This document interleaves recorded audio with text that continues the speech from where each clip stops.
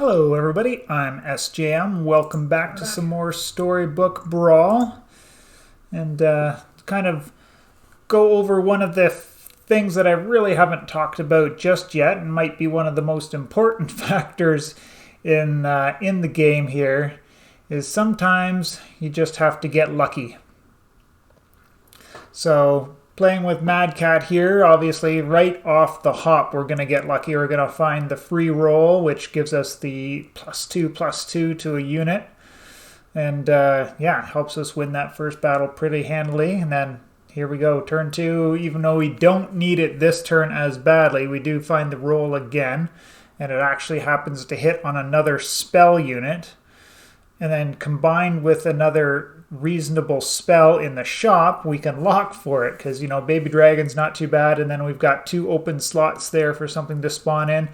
If it happens to spawn a golden chicken, we're right in business. Guess what happens? A golden chicken shows up. So really cannot believe what's happening at this point in the game. We've got to kind of try and leverage this advantage from this point here, and I really think about keeping the chicken for rolls on future turns, but in the same vein, even with the 1-cost unit is worth the same as a roll anyways, so we cash that in, get the extra units on board, make ourselves as strong as possible going into the next fight here. So again, finding True Love's Kiss with a 3 to boot on it, and we can get rid of, we just have to sell one of our units, but we're essentially trading one of our units for a 4.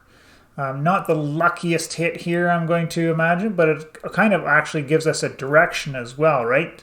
So we can start looking for last breaths that we can trigger with the copycat and moving forward. It's a fun play style. I wouldn't say it's particularly competitive, but yeah, it's a direction to go in. So not so lucky this round, but that's because Fallen Angel is stupidly broken if you get the right things to go with it. So yeah, not much that we can do here. And then here, once again, so we're, what, 4 turns in a row here where we're just unbelievably lucky. And then to put the icing on the cake with the sprinkles and the chocolate fudge and all of that stuff there, we hit just an amazing unit to have on the Southern Siren on 3.1. Our opponents are going to be pretty salty for the next few rounds when they see what they have to contend with here. So we're pretty much cruise control here, but one thing you got to be careful of when you do get to this position is you don't get too complacent and start making mistakes. And just small things here and there can add up, might cost you a fight here, a fight there, and that's, you know, those hit points that you lose there might be the difference that you get at the end. So we find the luck or the tiny there to get our treasure, and then we hit like the absolute best treasure that we can get with a strong sleigh unit already on board. In the Bad Moon there, so we can start growing our Siren. We've got our Vampire down here. It's pretty weak for this point in the game, just as a 4/4 without any support. But if we put it in this slot here, it's going to give us a lot better chance to get a sleigh. He had the chance, but just missed on the 50-50. So we didn't get lucky in every point in this game by any means of the imagination, but lucky enough, right? So here we've got the River Wish Mermaid and Friendly Spirit, which I'm strongly considering. Friendly Spirit's pretty much automatic pickup at this point. But this is where I mentioned about getting a little bit not thinking right. So I should have left that Vampire in slot number 5 and the Cinderella up on top. But then we roll.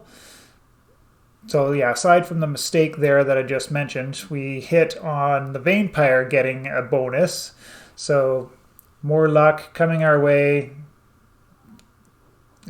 Really can't believe it at this point. No chance for the sleigh for the extra unit, but that's not such a big deal anyways. I was hoping to get a second sleigh with the Siren there, but yeah, it didn't actually come around far enough for us there, so... And then here we go. This round of shops again lucky hitting the bonus on the friendly spirit, which is also a triple, so we can find hopefully a decent 4 cost treasure, but not that there are a lot of decent 4 cost, but there's a couple that might be okay in this slot's position here.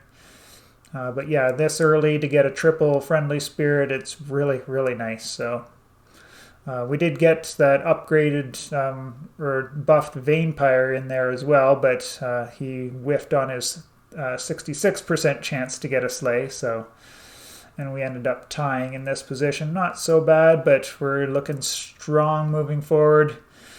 Choices of treasures here, not so hot, but then we roll and get super lucky that we hit the Chupacabra with the buff, and this is just starting to get to a point of silliness right now. And again, this is where I get into that position where I'm a little bit too complacent, and I should probably get my Siren back into slot 5 again, where the Cinderella is, just so that it can start growing from the Chupacabra. I do choose to get the Vampire back there instead, but I didn't move the Chupacabra over to the second position, so which would have been technically better. So a little bit of cruise control from this point forward. No need to pick up the another River Wish Mermaid. We're not super hot on 4 cost treasures, but then we find the Grim Soul, which can help us trigger our Chupacabra a little bit more. We just run into the issue that we've got the Vampire on board, which we don't want to trigger with it, so we've got to get that off of the board there. So we just play 2 Chups instead, so that we can kind of move forward from there.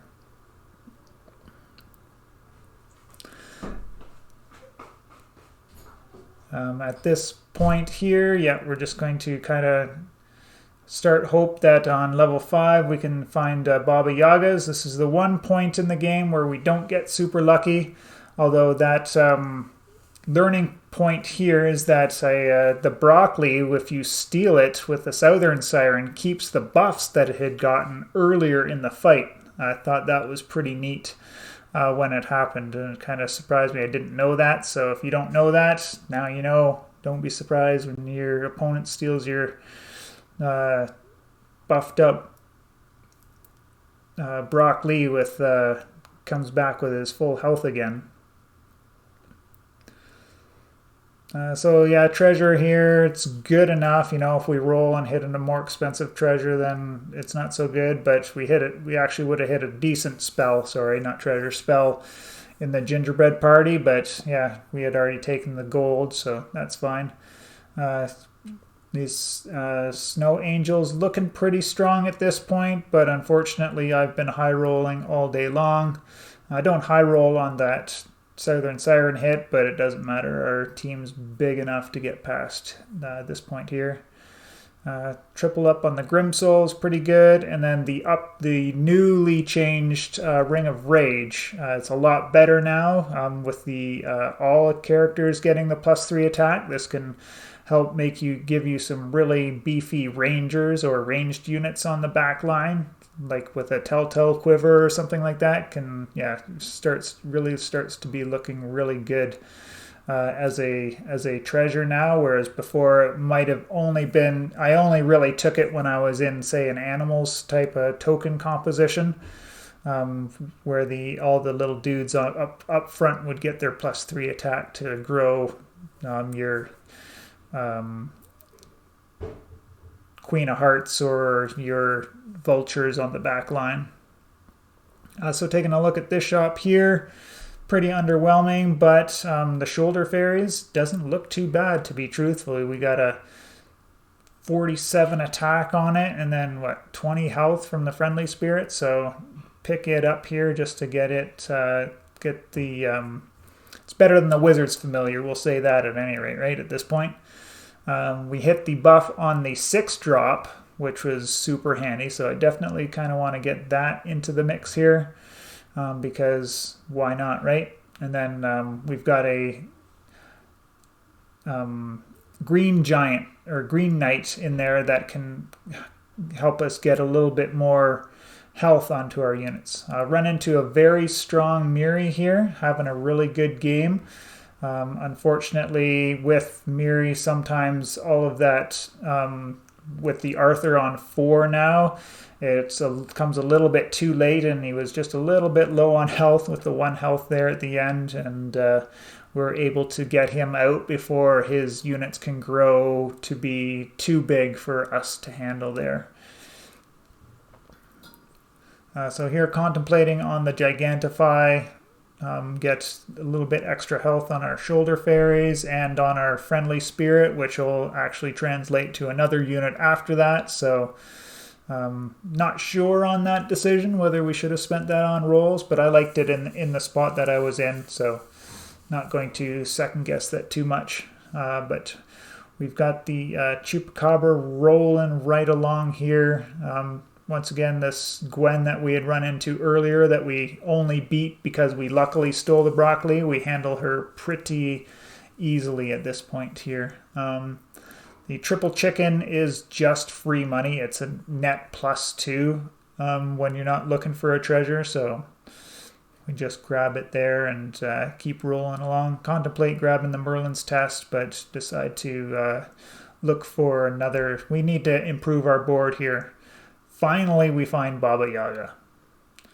It might be a little bit too late, but kind of really isn't ever truly too late to pick up that, especially with the Chupacabra, and maybe we could have left River Wish in there, but I like having the extra little bit of health on there, and it actually pays off in all of these battles with the Fallen Angel here. He's on a very decent sleigh build itself, but he's using kind of one of the worst sleigh units you want to go with. Vampire, gives himself +1/+1 each turn, plus Baba Yaga extra procs, plus River Wish mermaid procs, but the Chupacabra is 3 times better because he gives up to 3 units +1/+1 every time he slays, so